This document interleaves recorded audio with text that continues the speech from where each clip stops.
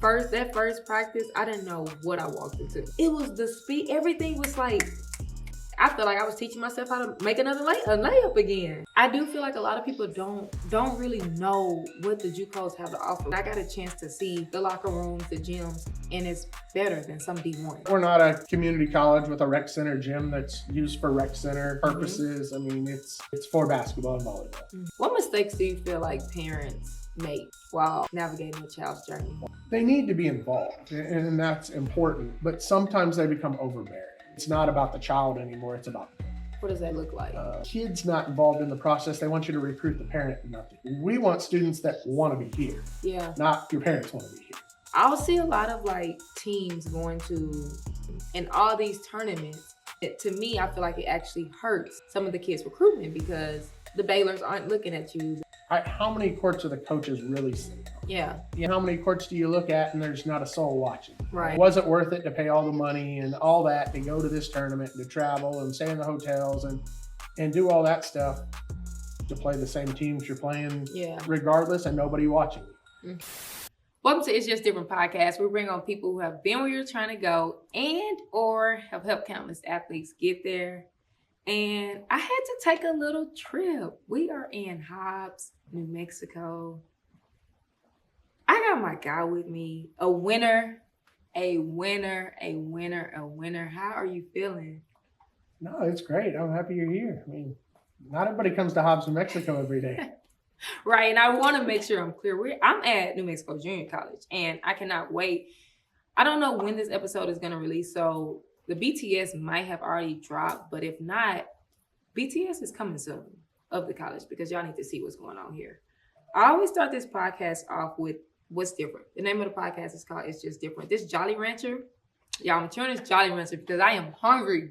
So y'all might hear me smacking just a little bit. But I start this podcast off with what's different. I think the game is different, whether good or bad. What do you think is different as it relates to JUCO now versus back then? It's just different. It's a different type of player we have. It's the environment's different. I mean, before there used to be a lot more non-qualifiers, a lot more transfers from bigger schools. Now you don't get those anymore. There's more kids qualifying. There's more. The transfers are moving on to other schools and not junior college because they don't have to sit out anymore. So it's just becoming a different world, in terms of how it's been. We've moved our national tournament around. For us, where we go to end the season has been in Lubbock for 10 years, and now it was in Casper for 2, and we're going to Louisiana coming up. It's evolving. It's evolving in a good way. Wow. So wait, Lubbock, meaning when you say end your season, the conference? Our national tournament. National tournament was the in national Lubbock? tournament was in Salina forever, and then it was in Lubbock for the last 10 years. I did not know that. The last 2 were in Casper, Wyoming, and now it's Lake Charles, Louisiana. Wow. I did not realize that it was in Lubbock. You just brought up a great point, though, that, typically, JUCO, you will get a lot of D1 transfers, but now that they don't have to sit out, they don't have to go JUCO. No, it's different. It used to be you could get the really good players that didn't want to sit out and they'd go back Power 5. And now it's more girls that are trying to make a point that, I went low, mid, and I'm not getting the same offers. I didn't play a lot maybe at where I was, and I can go JUCO and show what I can do and get re-recruited to that sense and hopefully move up or to what they're looking for. So does that mean that you guys put more of a focus on high school kids? Probably so. I mean, we've had a lot of focus on high school kids. With this past year's team, we had 16 players on our team and 1 transfer and 15 high school kids. And this upcoming year, I mean, we're not done recruiting, but every kid we've signed to this point has been a high school kid. Oh, that's interesting. Why do you feel like, I think that it's better now. So I went to South Plains Junior College, so I'm a JUCO product. Wait, don't do that.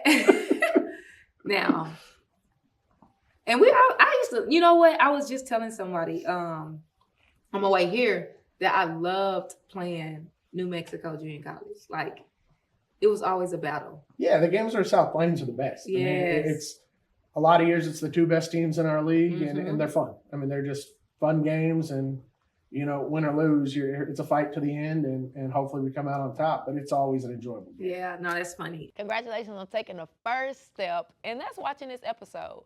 But you need something more. You really need a community of parents that's going through the same thing, that can talk, laugh, share struggles, share wins.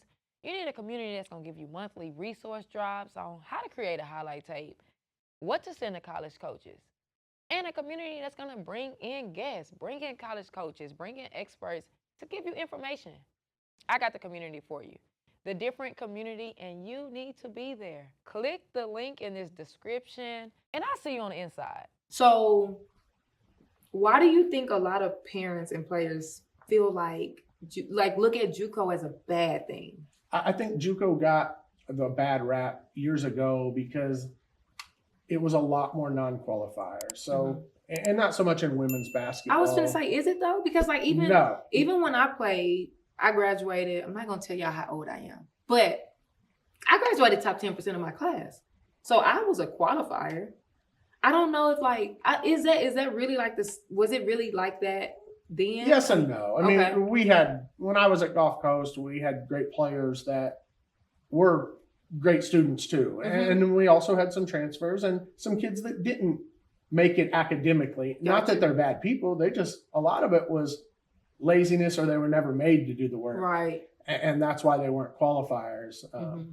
But it gets just a bad rap from, not so much from women's basketball. I think other sports don't contribute to that. And then you go watch Last Chance U, and some of that just puts a negative persona on it, where it's really not that. I mean, most of our girls, it's a great opportunity. They come, they do their work, they go to school, and they move on to another school. And they always are coming back. Thank you. I wish I was still there. I wish I could come back to JUCO. Like, it was the best time. Right. And I also feel like, just off of conversations I've been in and I've heard, I do feel like a lot of people don't really know what the JUCOs have to offer, which is why I'm always, being a JUCO product, but I'm always trying to shine light on the JUCOs. Like, I have never been on campus here, and I got a chance to see the locker rooms, the gyms, and it's better than some D1s.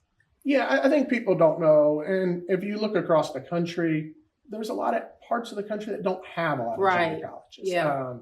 You come to Texas or Kansas or Florida, and there are junior colleges, but you go in the Northeast, or I'm from Ohio. There's not a Division I junior college in Ohio. So you don't know a lot about it. And it's more of a community college where students are going to school to go somewhere else versus having athletics so much. Yeah. Where you get in a part of the country like this, and everybody knows about it. And, when you're in those three states, really, it's competitive in high level basketball. And, there's a lot of money put into the schools. And I mean, you can go to South Plains and look at the gym. You can come here and look at, our locker room and our practice gym. And there are D1s that come here and recruit our girls that say, we don't have this, right. And it's hard for our girls sometimes as they're getting recruited, the ones that aren't as good, and they're getting recruited by a smaller D1 or a D2. And they're like, Coach, it's not as good as what we have. Yes. And it's hard to, that's just how it's going to be. Like, you've got to understand that when you're looking for a school. Yeah, which is crazy, because a lot of people would think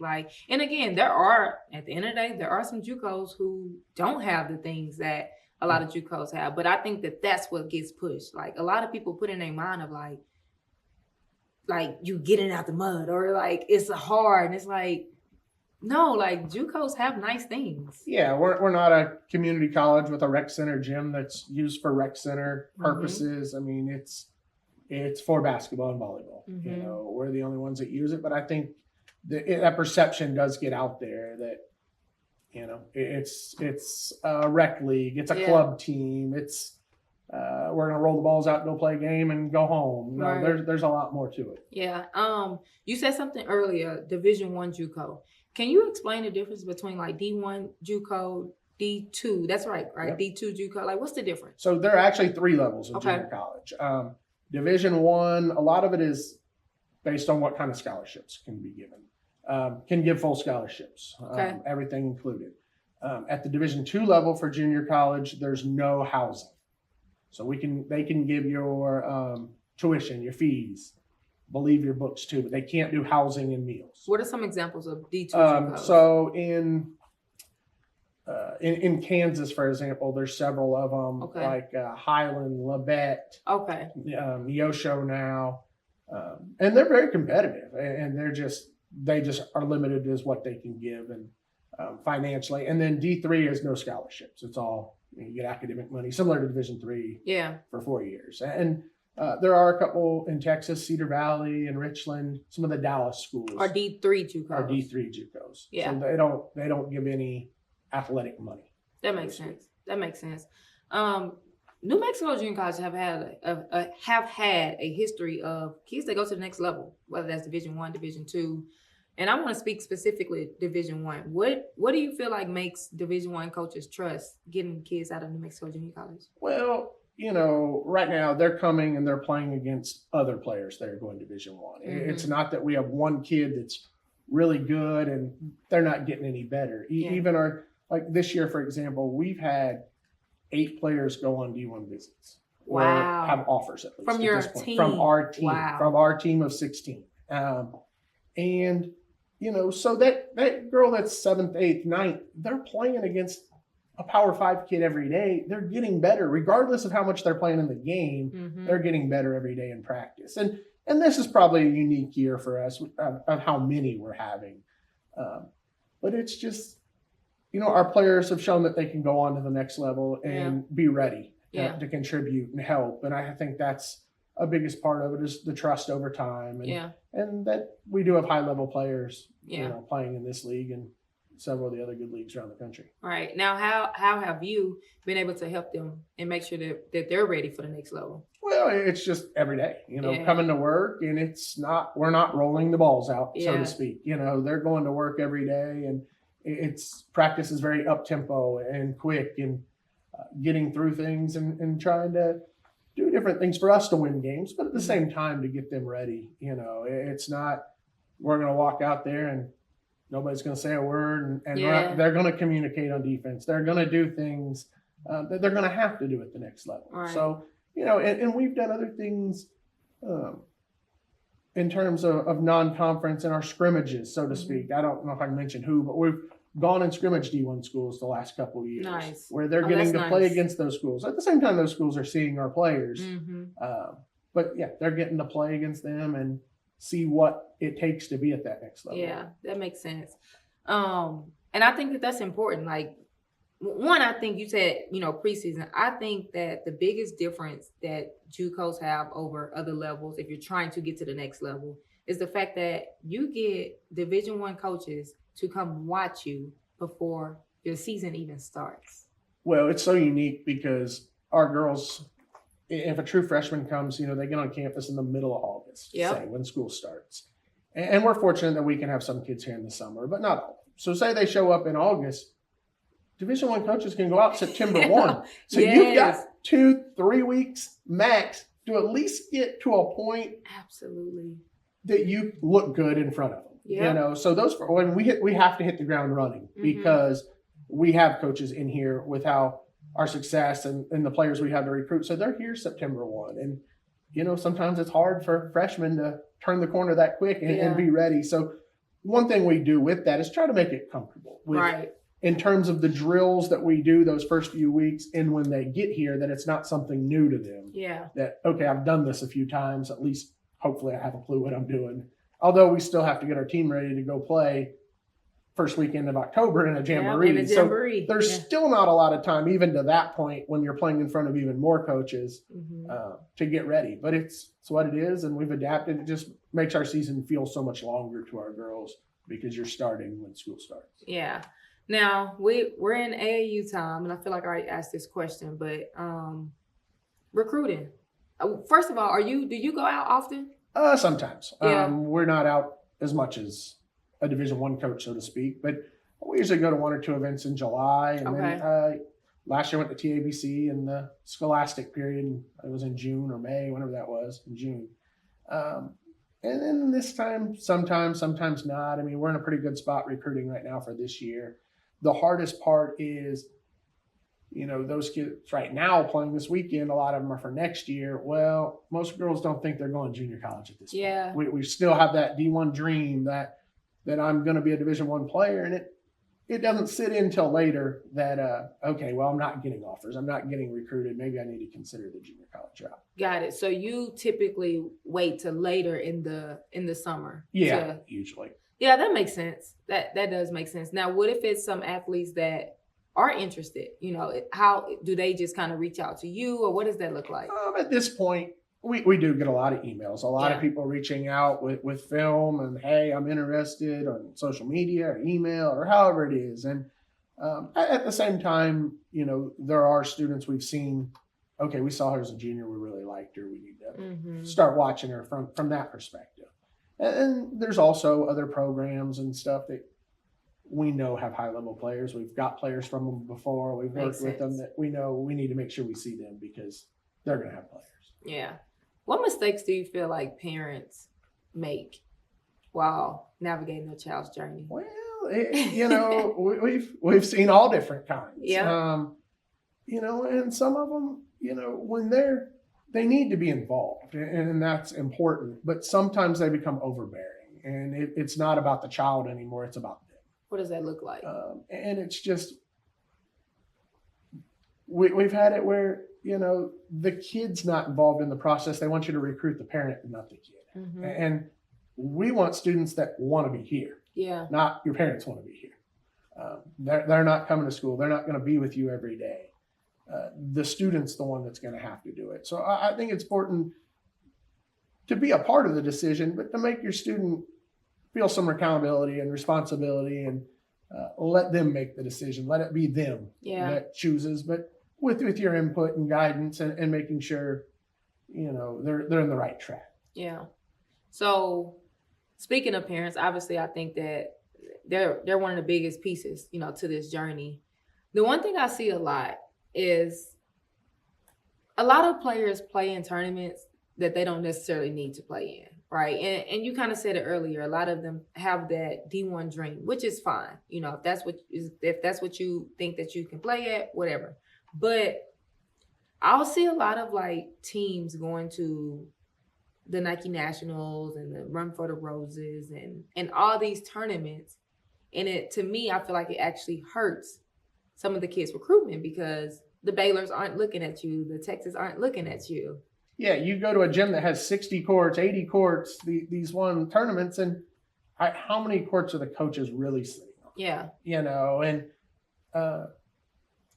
And then how many courts do you look at and there's not a soul watching? Right. And was it worth it to pay all the money and all that to go to this tournament and to travel and stay in the hotels and do all that stuff to play the same teams you're playing regardless and nobody watching you?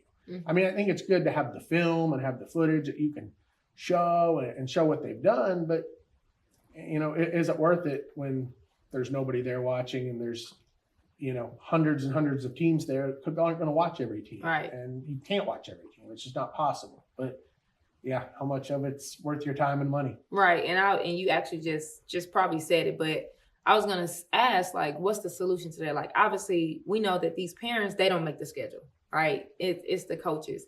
And I do feel like, okay, if you're going to these tournaments, it might not be anyone there, but what is that solution? And I feel like that solution could be, let's get the film. Let's at least make sure we get the footage. Yeah, there's several ways around it, and it's not so much at the junior college level, I think, that people do it, but even when I was at a Division I years ago, we've recruited several kids that their team came to our team camp. Students, they came to our elite camp, came to camp where they're on campus and, there may be 100 kids or there's, 30 teams playing on campus, but you're getting to see everybody between the whole staff. And there's students we've recruited from that, where they're at team camp and, oh, this kid's really good. Nobody's seen her. Yeah. From that. And then maybe they don't play on a good AAU team or just aren't on an AAU team in general. Mm-hmm. That slide under the radar, so to speak, and they can be seen in other ways too. Yeah. All right. You are about halfway through this episode. Hold on. Let me get a little closer. I need you to do me a favor. I need you to hit the subscribe button. And while you at it, hit the like button. I know I'm asking for a lot. Go ahead and share this with 2 other parents that need to hear this information. Because I'm here to help y'all, and I need y'all to help me so that I can get this information out to more people. Now back to the episode. Now, because I talk about these camps all the time. Do you feel like that's still a thing now where kids can get actual looks at the team camp? Because I think elite camp, yes, but I'm always on that little fine line on the team camp and like the individual. Well, it depends where you're going. Okay. And if I go to Baylor's team camp, I'm probably not going to have a chance, or Texas or whatever. They already know who they want at a fine line. Okay. But if I'm going to a small school, that makes sense. A small D1, and they're looking a little differently than a Power 5's looking, so to speak. Yeah. Okay, I feel that. Now, you've coached a lot of kids that went on to play at the Division I level. What do you feel like is the common theme between all of those kids? There's a couple of things. One for us, and part of it's how we recruit and the type of athlete we had is, they buy in on all sides of the ball. Like we've had people that shoot the ball great, can't guard anybody. We've had people that are great defenders, can't score. So I think one of the most common things is they're all going to play defense. They all can score because that's going to get them the initial start. Yeah. But I think if they don't guard, they struggle to go to that next level, that higher level, where they've got to be able to play different sides of the ball. Yeah. And the other parts, you got to be able to shoot the ball. You got to be able to make shots. Yeah. You can be great, but if you can't make a shot, you're not winning by not scoring. Yeah. So it sounds like them two go hand in hand, because I always feel like some people is like, you got to be able to defend, and then some people are like, no, you got to be able to score. And it's like, at the end of the day, they go hand in hand. Yeah, you've got to find a mix, and you've got to be able to do different things and have some versatility in terms of being able to get to the basket or shoot the three. And yes, there are times where people are looking for a shooter, so to speak, or a big and different things. But I think as a general statement that you've got to be versatile and be able to do different things that can help the team. Yeah. Making the jump from high school to next level, whether that's JUCO, whatever, I don't care. What do you find is the most challenging part for the athletes? The speed of the game changes. It's just say what you want, do what you want, play with who you want. It's just a different speed. Yeah. It's a different tempo. And that's the hardest adjustment. And the ones that can adjust quickly do better. Yeah. The ones that it takes some time and takes a season, those are the ones that struggle. But I think just even we say the speed of the game, the speed of practice, the speed of everything is just a different step. And we tell our girls now, when you're going on to Pontiac, for example, going to Florida State, it's going to be a different level from here going to there. It continues to grow. And I think that's just, it's different. And I don't know how to simulate it. We try to do a lot of things early in the year with less reps, more game speed versus going through and getting a whole bunch of shots up, so to speak. We're trying to get 5 shots at game speed before we move on and do different things like that to try to get them ready. And that's something, in high school, most of the players are the best player on their team and they can get by just going and cruising. And now you're not the best player anymore and you've got to do something special to get on the floor. Yep. It's so funny that you say that. I always tell people, I feel like from high school to South Plains was 2 totally different things. And I'm going to be honest, I thought, one, I went to South Plains really because of my AAU coach, Coach Mudd. I tore my ACL my junior year in high school, and it wasn't no transfer portal when I was playing. So, and I was getting recruited by a lot of schools in the Big 12. So I knew that I could play there. Long story short, I didn't go to, I had some D1 offers and decided not to go. My coach, he called me and asked Mama. He was like, just go JUCO. And Cheryl Swoops was my favorite player. She went to South Plains. So I looked up South Plains and I was like, oh, I saw she went there. I was like, I told Coach Self at Duncanville, I'm going to South Plains. And she's like, huh?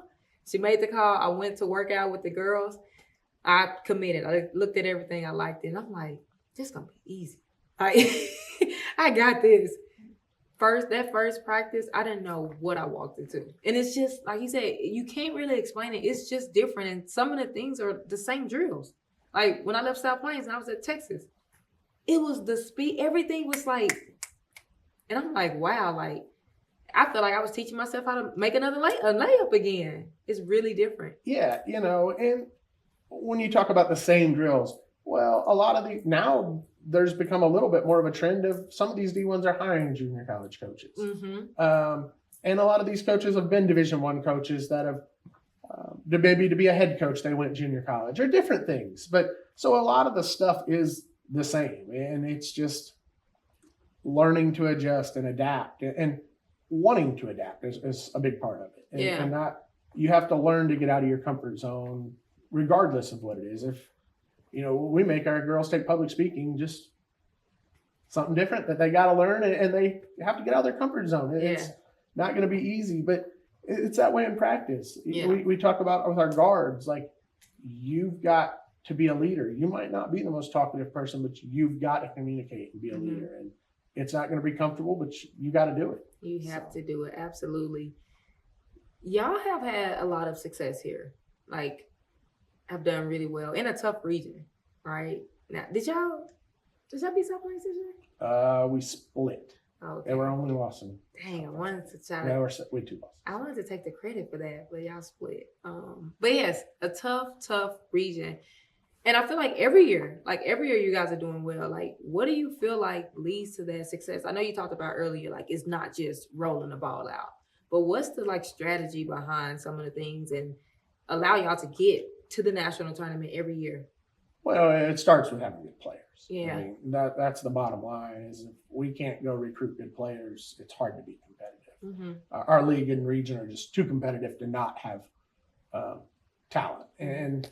But when they've got here, they've bought into what we wanted. And different teams have done it different ways. We've really emphasized transition, getting out running, pushing the ball, playing up tempo. Where you go look at South Plains, and they're very defensive minded. And they're going to guard you for 40 minutes, and it's going to be a physical game. But we've found kids that fit the way we want to play. Yeah. And they've bought in, done what we wanted, and done it at a high level. And, it's just that mentality. We've really tried to recruit high school kids that come from winning programs. Right. Jada Graves, for example, that we have now. She's been at Amarillo High. They win. Right. They're competitive every year and have a chance to compete for a state championship. And that's what we want. We don't want that kid that I was on a team that was 5-20 and I got 20 points a game and it was all about me and it was my show and I did what I wanted, but our team didn't have any success. We want that player that's played in a winning environment for a winning program that is going to do what they're asking. And I think that's what our kids do. They buy in and do what we want and get to where they can do it at a high level and be successful. Yeah. Do you get a lot of, do you have a lot of international kids? We have a ton of international kids. We had, ever since COVID, COVID kind of started the international trend for New Mexico, or for women's basketball at New Mexico Junior College. Okay. Why is that? Pre-COVID, we've had 3-4 international kids when I was at Seward. But then COVID happened and we had a season we didn't play here. The state of New Mexico basically didn't allow us to play. The 4-year schools left the state to play. We didn't play. So that following year when we were recruiting students, the hardest part was, how do we know you're going to play next year? I can go to South Plains. I can go to school in Texas, and they played last year. Texas is obviously different than New Mexico with the laws and the rules. So it was hard, and we really struggled to get those kids that we needed and wanted that we would normally have a chance to recruit. Yeah. So we took a chance on some more international kids. They don't know the difference. Yeah. They don't know that right now, other than us telling them that in the state of New Mexico, you're not allowed to play. Yeah. We tell them we plan to play next year. They don't know the difference. And we did, and we played. So we actually had, I think, 8 that year, maybe 9. Wow. And we just had such good success. I think that first year with that group as freshmen and then as sophomores, we won the league, and the second year we won the region. Yeah. So it continued. We continued it, and we still had, I think, 7 or 8 this year. Now a lot of them graduated in this wave, but we do have some more coming in, and we've been fortunate with some of these freshmen that we've had success with, and then they've been great as sophomores and moved on, being international. Well, coach, I got a friend. I know somebody at home that would be really good. And a lot of it's former players have kept it going Yeah. with some of the internationals and the trends with the countries and different things. And we've been really lucky that way and blessed with good kids that want to give back to the program and help tell us about other kids that, can live the same dream they had and come to America and play. Yeah. No, that's good. What would you say is like the difference in style of play? Depends. Depends on where they come from. We get some African kids that are very raw, but they're super athletic. They might be 6'4". They might be able to do different things. They play hard. They're very appreciative of everything they have. Where we might get a European kid that's got more skill. And I like the fact that a lot of our internationals have played with their national teams. Oh, yeah. They've played against older kids. They have that experience. They have that experience of going to a training camp for a couple of weeks, getting ready and going playing games.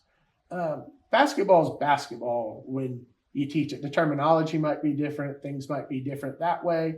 But when they have the ball, they understand what to do. I mean, we got Cassia here, who was Player of the Year this year. In her freshman year, she came and spoke maybe a couple words of English.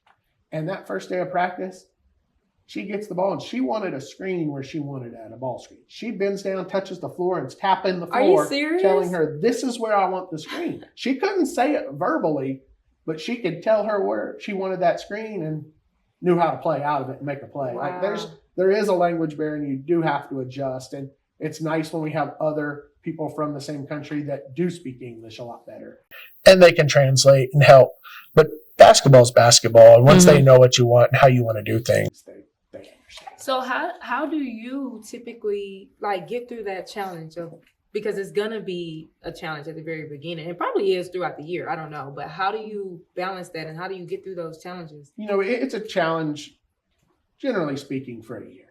After the first year, they really understand. The ones that come from little to no English. Okay. A handful of them, though, know some English and know some. Okay. But it's went a lot of different ways. It's really nice. We try to recruit, and hope when we have another kid from that country that can speak, not even that country, like Spanish and Portuguese are close enough that we have some kids that speak Spanish. And especially even here in New Mexico, we're fortunate because we may take a walk on and they can speak Spanish. Gotcha. Not that that's the intent, but then they can still communicate with our Portuguese kid enough that they can really help us translate and explain. We've had players before where we literally have a phone out and we're translating. You read, oh my God. type, I read to get a point across if nobody can understand it. Is that not frustrating for you though? It can be. Yeah. And I've learned a lot of patience from it. And, I would be losing my mind. Patience have definitely come. And I've learned that I have to have more patience with them sometimes. Yeah. Versus an American kid, you don't do it, but you understand what I'm saying. Like, right. You better do it. Where sometimes for them, it's hard. It's a challenge. And I couldn't imagine going to Angola and trying to play basketball. Right. And understand when I understand nothing they say. Like, just don't know how I do it. I don't know if I'm as strong as them to go do that. Right. But they come and they have to embrace a lot more than basketball. Just going to class. Right. And trying to figure out how the professor, and we're fortunate to have ESL classes, or ESL English, that helps. But they got to adjust to eating our food. It's a lot. You don't like American food? Well, shoot. Figure it out, because this is what you get to eat in the cafeteria. Right. We're not making what you're used to. And we are lucky that our people here do a lot of things to accommodate internationals, as we have a lot of international students, and they do some things and try to cook some different we have international days where they cook different dishes from different regions and countries and stuff. So we do a lot of things, but on a daily basis, you got to adjust to where you're at. You get what you get. Yeah. See, that's one of the main reasons, besides injuries, that's one of the main reasons why I did not want to play overseas. Because at the end of the day, you wasn't going to make a whole lot. And I didn't want to put myself through that of like being somewhere, I don't know what they saying. They can't understand me. I don't eat what they, like, it's just, I don't think I could do it. Especially at that level when you're a professional and they're expecting. I just don't think I could do it. They're expecting you to come in and play. That would be a struggle. With having a lot of athletes that go on to the next level, you talk to a lot of coaches, and I'm talking D1 because I just feel like that's what these parents and players, everybody feel like they're a D1 kid. What are these coaches telling you? Like, what are they looking for in athletes? I'm gonna stick with JUCO. JUCO, like in general, not just New Mexico, but in general, like what do you feel like these coaches are looking for or looking at in these athletes? And it depends. A lot of times they're zeroed in on, I need a point guard, I need a post player. But in a general sense, they want kids that have played at a high level, played against competition, and they want people that they know are going to come work and do what they ask. And I think our history has helped that. And the good junior college programs that have a lot of players move on, they know that those kids are going to come game ready. They've been through the grind for a year. They're a transfer and not somebody that's never adapted to that speed, that change, that they've been through it. And they want to know a lot of things. They want to see transcripts. They want to know that you can take care of business in the classroom. Yeah. They want to see you play. They want to know, hey, can this kid guard? Can this kid do that? Can they hit the open shot? Are they consistent? Are they coachable? Will they do what you want every day? Are they gonna get in the gym and get extra shots up? Or are they just going to show up for practice and that's the end of it? So they want to know a lot, and different programs are looking for different things. I mean, the game has adapted so much that there are certain programs that they only recruit transfer and JUCO kids. Like, we're not going to deal with high school kids because there's the notion of having to have older players that have had the experience. And we've even seen it here. Our men's team has taken almost all transfers every year. They have one or two freshmen that come back and a whole team of transfers, and they've been successful. And us, we've had one transfer and a whole team of freshmen, and we've been successful. So there's multiple ways to do it. You just have to get what fits your style and who can do it at your level. Right. Before we wrap up, I do want to talk D2 versus D2. I don't want to say versus JUCO, or maybe that is the word, but just I talk to a lot of parents and athletes, and they're always like, well, I don't know if I should go D2 or if I should go JUCO. Can you just talk about that a little bit? Well, I'm even going to expand on that a little bit more. There's D2s that are better than some small D1s. Absolutely. And people don't realize that. We get the mindset. We've had players here. We have players. Coach, I want to go D1. That's my goal. I want to go D1. Well, this D2 is recruiting you, and they're better than that D1 that's recruiting you. Like, you probably need to look at it. And I think when we go JUCO versus D2, it's what do you want? Is that D1 your dream? Is that what you're trying to do? Well, then you probably need to go JUCO and show you can do it, because a lot of times we tell our kids when we're recruiting players that have D2 offers versus wanting to come here, you're going to still have You're still going to have that them. D2 offer is going to be there after you get done playing here. Absolutely. Where although it's changing a little bit, you're probably not going to make the D2 to D1 jump. But you've got that opportunity to go JUCO to D1 versus it's harder to go D2 to D1. And you're always going to be able to go JUCO to D2. Absolutely. And it's a perception. There's a lot of it. And there's some really good D2 programs out there. And we've had players in the past that have said, Coach, I'd rather go compete for a championship at D2 versus go be 500 at best at a small D1. Right. And I think you just hit it on the head. It depends on what you want. Now, my D2 coaches be getting mad at me. I'm going to get y'all on the podcast. I promise. But that's what I'm going to always say. Like, I feel like if there's a kid that have D1 dreams and you really have the potential, like at the end of the day, sometimes we got to be realistic. But if you actually have that potential to play at the D1 level, I'm going JUCO all day. Well, and you have an advantage from going JUCO too, because if you're a qualifier and you have that opportunity to go D2 or D1, whatever, but now you have the option after your freshman year. You can choose. Okay, the ball's in your court. Do I want to stay JUCO where I'm at and still try to get better? Do I like the offers I have? Do I want to go D2? If I don't like it, I come back and hopefully I get better, because there is a difference between their sophomore and freshman year. Absolutely. And hopefully now I have that D1 offer, but that D2 offer is probably still going to be there. Where Absolutely. If I go D2, you're kind of locked in for the most part. I feel like if you go D2 first and you're trying to go D1, you have to put up crazy numbers. Yes. Like and I don't think that you have to do that at JUCO. You don't have to put up crazy numbers at the JUCO level, but at a D2 level, I feel like you have to put up crazy numbers for a coach to be like, oh, who is that kid? No, we have two girls on our team right now, one that signed and one that just went on a visit. They didn't even get in every game for us this year. they averaged 2 points a game. Are you serious? One signed D1, the other just went on a visit D1. Wow. So it's not about you have to get 10, 15 points a game at JUCO to go D1. Now, if you're not at a very good JUCO, then yes, you probably do. But if you're at a high level JUCO, one of the top teams, our kids aren't playing or getting opportunities to go D1. And it goes back to going to the jamborees, playing well in the jamborees, people seeing you early in the year, seeing you outside of games where, okay, I sat behind 2 players that have Power 5 offers. I didn't get to play as much. Well, I could have went somewhere else probably and played a lot more, but now I'm on a good team, not playing as much. Coaches saw me in the jamborees, they saw me in practice, and I still get that same offer. Yeah, for sure, for sure. And I want to help the parents out real quick about JUCO. You know, they're excited about the JUCOs. Now they're listening into like, okay, we have options, but they don't know what's the right JUCO. Can you talk about that? Well, we tell everybody when we're recruiting them, you know, you're going JUCO to get exposure usually. You want to go. Nobody had that dream unless you're a local kid that I want to go play JUCO. Right. Like that's not the beginning goal. So we talk about all the time. You need to find a JUCO that can get you to that level. Mm-hmm. And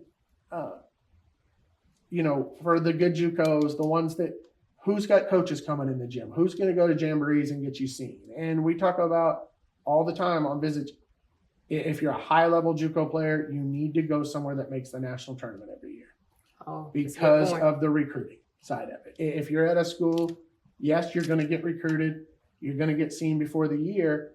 But if you don't make the national tournament, those coaches aren't seeing you at the end of the year. Where you make the national tournament, now you're getting seen again when hopefully you're better than you were in September, October. Right. Hopefully you're a lot better in March and you're playing at the national tournament in front of coaches. Yeah. So we always tell people that's important, and that's a good point. And we tell them that because we make it there too, and it you know it helps us that you want to come here because we're going to get to the national tournament and you're going to be seen. But even if you don't choose us, you need to choose a program that's going to get that exposure at the end of the year, that extra exposure. That's good. I didn't even think about that. This was good. Yeah, absolutely. This was good. What advice would you give to a parent as they navigate their child's journey? Let them be them. You know, I think there's too many people that get burnt out because they're forced to do something every day, all the time. And basketballs became 12 months.